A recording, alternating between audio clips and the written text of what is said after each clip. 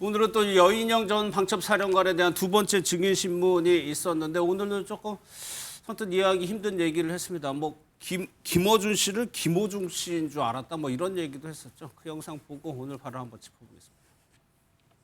군은 전시가 됐던 평시가 됐던 계엄 훈련 한 번도 안 해봤습니다. 아무리 헌법이 보장한 대통령이 갖고 계시는 비상조치권이라 할지라 그래도 군은 불가능합니다. 군의 실태를 말씀드린 겁니다. 거기 보면 김어준 씨 있지 않습니까?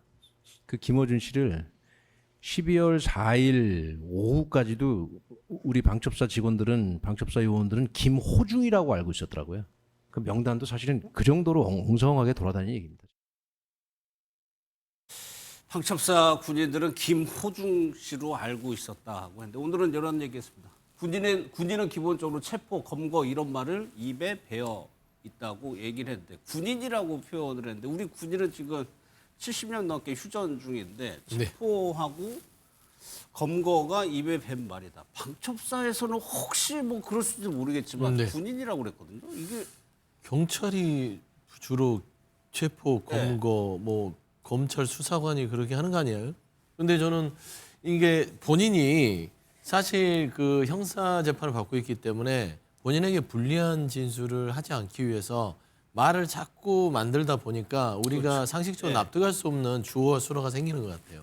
근데 이제 저희가 돌이켜 봤을 때 여인영 전 반첩사령관이 본인들은 계엄으로 훈련한 적도 없고 그렇기 때문에 계엄에 적극적으로 사전 모의를 할 수 없다 이렇게 얘기하는데 논리가 안 맞은 게 그날 밤 그러면은 방첩사에서 본인의 역할은 무엇이었고 그 다음에 이 군이 그 국회에 들어왔을 때 그 밑에 있는 이 수하들이 나눴던 카카오톡 내용이라든지 체포하려고 했던 대상들은 어디서 나왔는지 그리고 홍장원 1차장은 누구와 통화해서 그 체포자 명단을 받아 적었는지 여인용 방첩사령관이잖아요.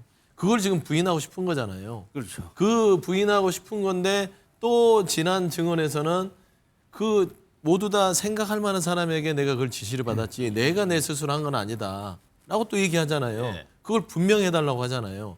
그러니까 형사재판이 무서운 겁니다. 자기가 이 내란 주요 임무 종사자로서 아주 중형에 처해질까 봐 정말 떨고 있는 겁니다. 그러다 보니까 오늘 진술 자체도 이게 맥락이 전혀 안 맞는 횡설수설에 대한 진술들이 이어지고 있어서 저는 여인원 정 반첩사령관도 그래도 삼성 장군인데 좀 더 군인답게 최소한 곽종군 특정사령관처럼 군인답게 진실을 이제 얘기해야 될 때가 되지 않았나 싶습니다. 그러니까 체포나 검거라는 말이 입에 배어서 체포 대상자 명단이라는 말을 나도 모르게 했다고 얘기했거든요. 그러니까요. 아까 한덕수 전 총리는 본인이 CCTV에 있더라라고 얘기를 했는데 본인도 모르게 체포 대상자 명단이라고 길어요, 말을 이 했더라. 말은 또. 그러니까 본인은 기억이 안 난다는 거죠. 그러니까 습관적으로 입에 뱉 말 이것도 설득력이 없고요. 아까 말한 우리가 영상을 봤던 뭐 갑자기 또 김호중 씨 얘기를 하는데요. 김호중 씨는 작년 5월에 이미 구속이 되셨습니다. 이미 이 음주운전 혐의로 구속돼 있는 사람인데 그런 사람을 잡으라고 하는 줄 알았다고 말하는 것 자체가 지금 이 계엄, 이 내란 혐의 재판에서 저렇게 뭐 마치 농담조로 할 얘기인가 너무 심각성을 인지하지 못하고 있는 것 같습니다. 그러니까 본인의 지금 아까 우리가 앞서 다뤘던 김건희 씨 얘기할 때도 그랬는데 다 각자 도생입니다. 각자 서로 자기의 혐의를 조금이라도 본인에게 줄이려고 유리하게 지금 그렇죠. 얘기를 본인의 한다는 혐의를 거죠. 조금이라도 줄이려고 하고 있는 건데 그래서 여인영 방첩사령관도 결국 얘기하고 있는 건 본인의 혐의를 줄이기 위해서 우리 방첩사 그런 훈련도 하지 않았다. 준비도 되어 있지 않았다. 체포 대상자 명단 본인도 아는 겁니다. 이 체포 대상자 윤석열 전 대통령이 체포 지시한 게 이 계엄 내란 혐의의 아주 결정적 증거가 될 수 있고 결정적 혐의의 원인이 될 수 있다는 걸 알기 때문에 나는 그거 그냥 습관적으로 한 말이다라고 얘기하고 있습니다. 다만 이제 저는 재판에서 과연 윤석열 전 대통령이 지난해 지난번에 그 홍장원 전 차장과 얘기할 때 마치 체포 명단은 그냥 나는 얘기한 적 없는데 그 여인영 전 방사령관이 알아서 한 것이다. 독자적으로 한 것이다. 이렇게 얘기했잖아요. 이거에 대해서는 본인이 어떻게 얘기할지 지금 사실상 윤석열 전 대통령은 본인에게 지금 뒤집어 씌우고 있거든요. 그럼 이거에 대해서는 본인도 지금 전반적인 지금 증언을 하는 것들이 본인의 혐의를 줄이기 위해 하고 있는 건데 그것과 관련돼서는 윤석열 전 대통령의 발언에 대해서 뭐라고 말할지 저 그게 궁금합니다. 그러니까 여인영 전 사령관 입장에서 지금은 본인은 계엄에 적극적으로 가담하지 않았다는 얘기를 막 해야 되는 거예요. 그래서 아까 한덕수 전 총리도 당황해서 기억이 뭐 끊길 정도라고 했죠. 여 전 사령관은 뭐 100명을 지원을 요청을 했다는 것 같아요. 이것도 너무 당황해가지고 실수를 한 거라고 그랬어요. 그래서 제가 볼 때 전체적으로 지금 말이 조금 맥락이 전혀 안 맞고 있는 그런 상황이거든요. 예. 저는 뭐 군인이 몸에 배인 말은 보면 저는 뭐 군대에 있을 때 보면 보통 필승, 좀 경례, 충성 경례 뭐 이런 것들이 가장 몸에 많이 배어 있지 체포나 검거 이런 것들은 뭐 방첩사가 아니고 예를 들어 뭐 헌병대다. 그래서 보면 채모상병 그 특검에도 뭐 박정훈 우리 해병대 수사단장이 나오는데 해병대라면은 수사 쪽에 헌병 있는 수사되면은 만대 체포나 검거 이런 것들이 돼 있지만 방첩사 같은 경우에는 그런 부분들은 좀 아니거든요. 그렇기 때문에 저는 지금 아마 여인영 전 사령관이 나름대로 지금 본인에게 씌워져 있는 내란 혐의로부터 좀 벗어나야 되는 상황인데 그 과정에서도 보면 체포자 명단을 누가 불러줬는지 이런 것들에 대해서는 또 구체적으로 시원하게 얘기를 하지 않고 있거든요. 예. 아마 추정은 가능하겠지만 이렇게 하는 부분들은 보면 결국은 본인이 어떤 뭐 이 고등학교 선배가 되기도 하고 통수권자가 되는 윤석열 대통령에 대해서도 이 책임을 넘길 수도 없고 그렇다고 해서 본인이 또 고등학교 선배인 김용현 전 국방부 장관에게 이 책임을 넘길 수도 없고 그렇기 때문에 본인이 그 사회에서 굉장히 조금 고민하고 있는 상황이 있지는 않느냐. 근데 저는 전체적으로 볼 때 지금 여인영 사령관이 어쨌든 그 비상계엄 당시에 보면 굉장히 신속하게 움직였거든요. 네. 그러니까 아마 지금 전체적으로 볼 때 윤석열 전 대통령은 비상계엄에 대한 선포를 하고 나머지 군병력을 국회에 보내거나 아니면 체포조를 운영하고 하는 이런 부분들은 윤석열 전 대통령은 군인에 대해서 잘 모르니까 국회에 보내는 부분들은 김용현 전 장관이 그리고 아마 체포조라든가 이런 반국가 세력을 잡아오는 부분들은 여인영 전 사령관하고 나름대로 역할을 좀 분담하지는 않았을까.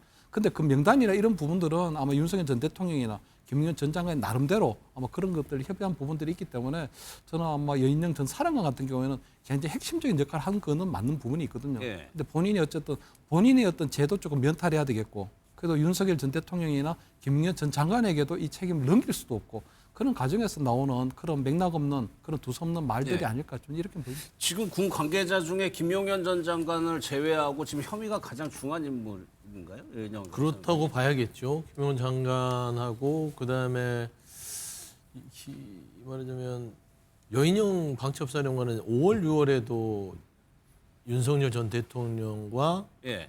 또 간접해서 술을 한두 잔 하면서 비상계엄에 대해서 얘기를 했다는 걸 본인 스스로 얘기했잖아요. 안가회동. 예, 그리고 본인 무릎 꿇고 뭐 어떤 그런 그 반대에 대해서 조금 기분 나쁘게 한 부분들을 뭐 좀 후회했다, 예. 사과했다라고 하는데 사실 그거는 이제 본인을 미화하는 것이고 왜 5월, 6월에 술자리에서 무슨 얘기를 했느냐 비상금 얘기를 했던 거예요. 그때부터 그러면 그때 하고 나서 안 했겠느냐? 10월 1일 날 곽정문 전 사령관만 있었겠어요? 국군의 날 되면 그때 여인영 반청사령가 있었잖아요. 예. 5월부터 10월까지 그때부터 참여한 거니까. 쭉 참여한 거예요. 사전 모의라는 부분들을 본인은 부인하고 싶었겠으나 사실상 계엄은 한두 명이 모의해서 되는 게 아닙니다. 김용현 장관부터 시작해서 노상원 전 예. 정부사령관부터 많은 사람들이 지금 투여돼서 작전에 대한 계엄에 대한 준비들을 해왔던 거를 우리가 지금 증거들로 확보하고 있잖아요. 예. 그래서 여인영 방첩사령관의 증언들이 저렇게 논리 안 맞고 횡설수설 하다 보면 결국엔 형사재판에서도 불리하게 작용할 수밖에 없다. 제발 장성답게 예. 본인이 진실을 밝히는 것. 그게 부하들 보기에도 부끄럽지 않은 거 아니겠습니까? 근데 제가 좀 하나 좀 말씀을 드리면은 지금 아마 여인영 방첩사령관 이제 머릿속을 한번 생각해 보면요. 그 당시에 이 작전을 수행할 때 이게 내란이라는 인식이 전혀 없었을 겁니다. 비상계엄이라는 대통령의 비상대권을 선포했고 거기에 따라서 군이 움직이는 그 군의로서의 명령 체계만 아마 생각하고 작전을 수행했을 거예요. 그렇기 때문에 그 당시에 예를 들면 이제 체포 대상자 명단이라는 얘기는 당연히 방첩사령관이요 군대 내에 있는 간첩 활동하는 사람들 적발하고 체포한 거기 때문에 체포 대상자 명단이라는 용어는 늘 달고 살 수밖에 없었을 겁니다. 방첩사령관 입장에서는 그렇고요. 그다음에 뭐 조사본부의 인력을 100명이나 요청한 거 이것도 아마 비상계엄 선포하고 나면은 사람들이 체포돼 왔을 경우에 대비를 해가지고 이런 인력이 필요하다는 그런 군인으로서의 매뉴얼에 따라서 순수하게 생각한 거지 머릿속에 전체적으로 이 내란을 성공시키기 위한 작전의 일환을 내가 참여하고 있다 이런 생각 아마 없었을 거예요. 그런 상황인 것을 좀 감안해서 볼 필요가 있다고 말씀드립니다.